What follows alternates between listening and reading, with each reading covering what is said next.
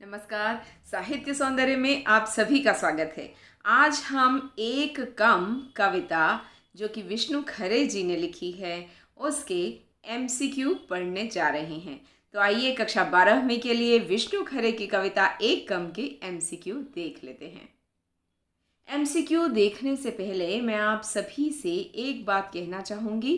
पहले भी एक वीडियो में मैं कह चुकी हूँ, तोड़ो, एक कम और सत्य, ये 3 कविताएं ऐसी है जो आपको एक बार YouTube पर साहित्य सौंदर्य के चैनल से देख लेनी चाहिए, क्योंकि इसके सही अर्थ बहुत सारे चैनल्स पर आपको नहीं मिल पाएंगे और इसका सही भावार्थ आप नहीं समझ पाओगे तो आपके प्रश्नों के उत्तर गलत हो जाएंगे।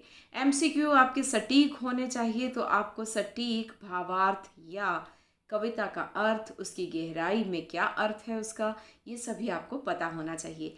इसलिए यदि आप ये तीनों कविताओं के लिंक लेना चाहते हैं तो डिस्क्रिप्शन बॉक्स में आपको तीनों कविताओं की समरी के लिंक मिल जाएंगे। तो आइए देखते हैं एक कम के एमसीक्यू। प्रश्न क्रमांक 1, एक कम और सत्य कविता के रचयिता कौन है?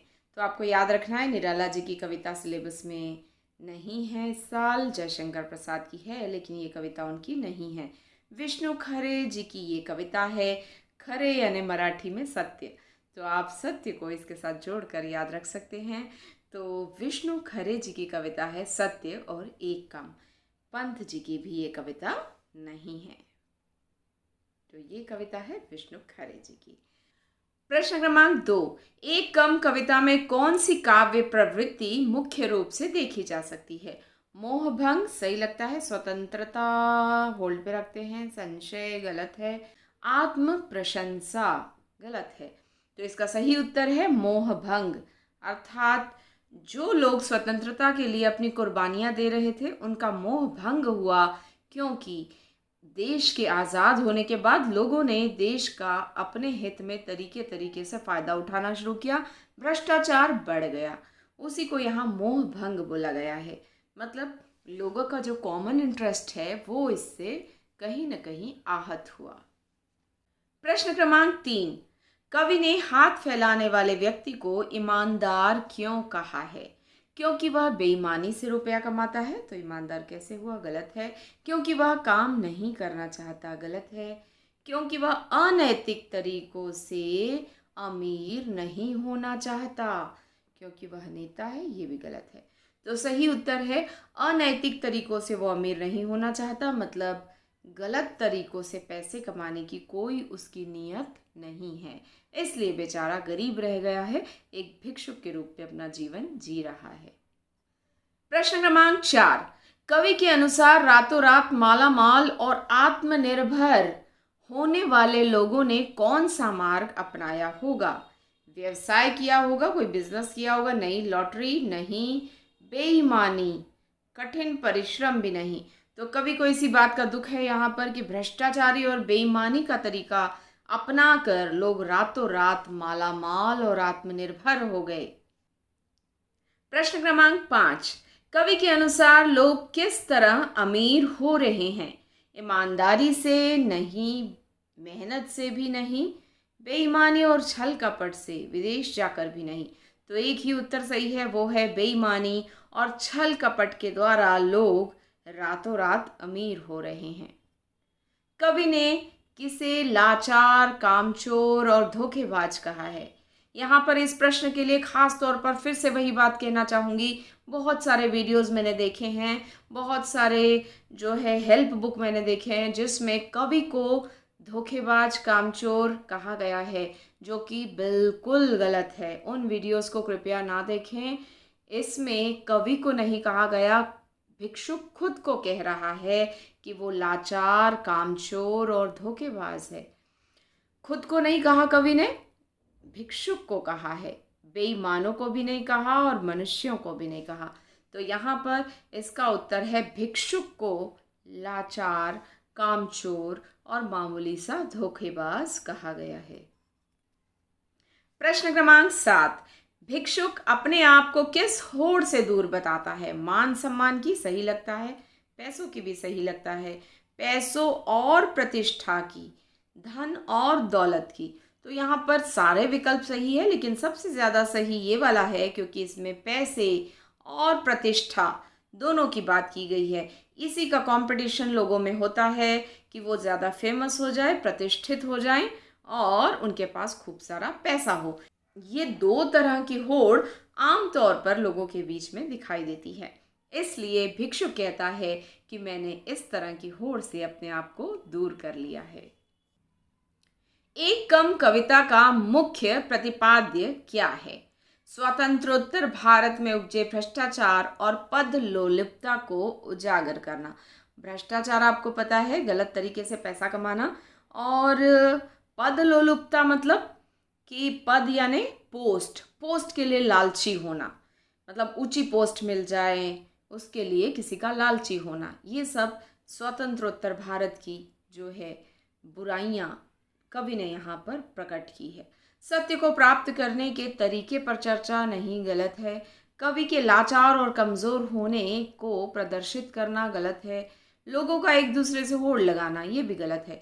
तो सही उत्तर यहाँ पर एकमात्र यही है कि स्वतंत्रोत्तर भारत यानी स्वतंत्रता के बाद का भारत, उसमें भ्रष्टाचार बहुत ज़्यादा बढ़ गया, पदलोलुपता बढ़ गई। मतलब पोस्ट लेने के लिए लोग दूसरों को बेवकूफ़ बनाने लगे, तरीके तरीके से लोग दूसरों को लूट कर, देश को पीछे छोड़कर अपना स्वार्थ सिद्ध करने लगे। प्रश्न क्रमांक 9, कविता का शीर्षक एक कम क्यों रखा गया है? कवि स्वयं को भीड़ से एक कम बताता है, गलत है। भिक्षुक स्वयं को इस प्रतिस्पर्धा से एक कम बताता है, सही है। कवि स्वयं को इस प्रतिस्पर्धा में एक कम कहता है, गलत है। भिक्षुक खुद को एक कम गिनता है, ये भी गलत है।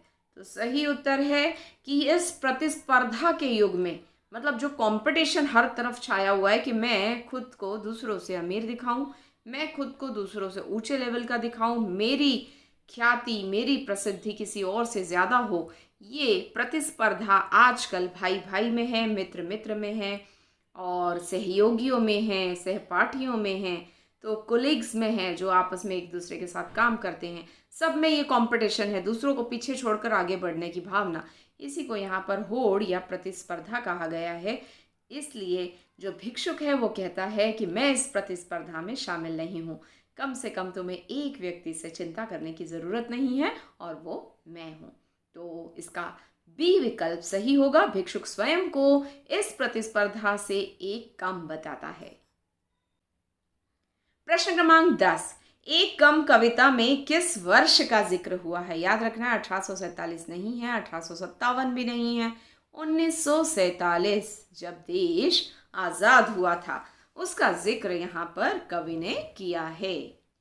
प्रश्न क्रमांक 11, कविता में भिक्षुक अपने आप को नंगा और निर्लज्ज क्यों कहता है? तो भिक्षुक खुद को नंगा और निर्लज्ज क्यों कहता है? उसके पास कपड़े नहीं हैं, गलत। क्योंकि उसने फटे हुए कपड़े पहने हैं, गलत। क्योंकि वह दिखावा नहीं करना चाहता, सही है। क्योंकि वह अपनी लाचारी तथा गरीबी को स्वीकार करता है, बिल्कुल सही है। तो दो विकल्प यहाँ पर सही दिखाई दे रहे हैं, सी और डी। सी आधा अधूरा सच है, इसलिए हम उसे करते हैं गलत। हम विकल्प डी के साथ जाएंगे क्योंकि इसमें लिखा है कि वह अपनी लाचारी और गरीबी को स्वीकार करता है, इसलिए वो कहता है कि मैं आपके सामने बिल्कुल नंगा और निर्लज्ज हूं।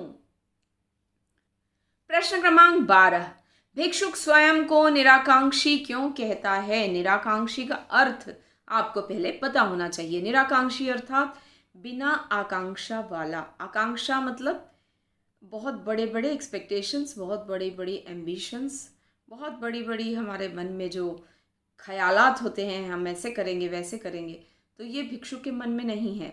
वो अल्प संतोषी है, उसे संतोष है, जैसा है वो एक वक्त का उसे खाना मिल जाए उसी में वो संतुष्ट है। उसके मन में सिर्फ भिक्षा की चाह है, सही लगता है। उसे भिक्षा के अतिरिक्त और कुछ नहीं चाहिए, ठीक लगता है।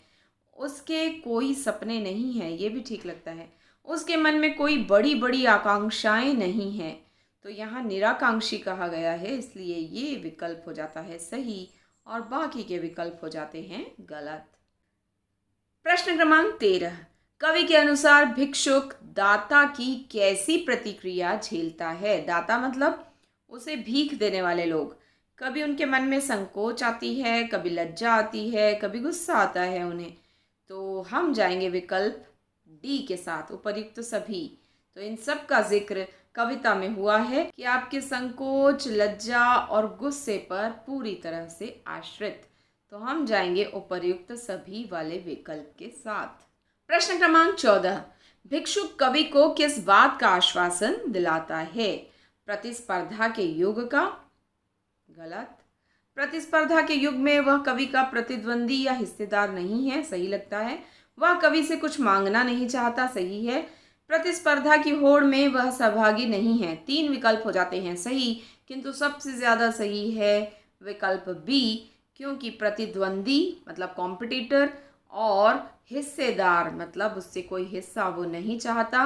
तो ये विकल्प हो जाता है सबसे ज्यादा सही। प्रश्न क्रमांक 15, भिक्षुक खुद को कामचोर क्यों कहता है?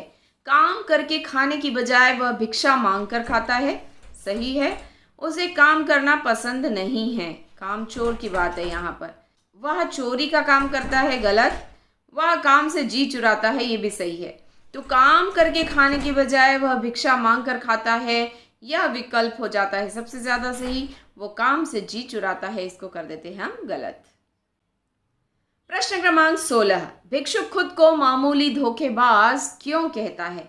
नकली चोट का बहाना बनाकर भिक्षा मांगने के कारण, धोखा देकर पर्स छीन लेने के कारण। तो ये तो बहुत बड़ा क्राइम हो गया। मामूली धोखेबाज की बात की गई है यहाँ। लोगों को धोखा देकर लूटने के कारण, ये भी हो जाता है गलत, बड़ी बात है वो। झूठे बहाने बनाने के कारण, ये आधा अधूरा सही है। तो हम जाएंगे विकल्प ए के साथ, नकली चोट का बहाना बनाकर कई बार ये लोग भिक्षा मांगते हुए दिखाई देते हैं, इसलिए उन्हें मामूली सा धोखेबाज कहा गया है। हमेशा की तरह प्रश्न क्रमांक 17 आपके लिए है। एक कम कविता में निम्नलिखित में से कौन सी विशेषता आपको दिखाई देती है? क्या ये हास्य कविता है, या ये हास्य व्यंग्य कविता है, नाट्य कविता है, या कथ्यात्मक कविता है? तो आपको इस प्रश्न का उत्तर कमेंट बॉक्स में लिखना है। और फिर एक बार कहूँगी, कमेंट बॉक्स में आप अपने उत्तर शब्दों में लिखिए, जिससे मैं आपके उत्तर पढ़कर सही या गलत बता सकूं। अगले वीडियो में फिर मिलते हैं, तब तक के लिए गुड बाय, नमस्कार।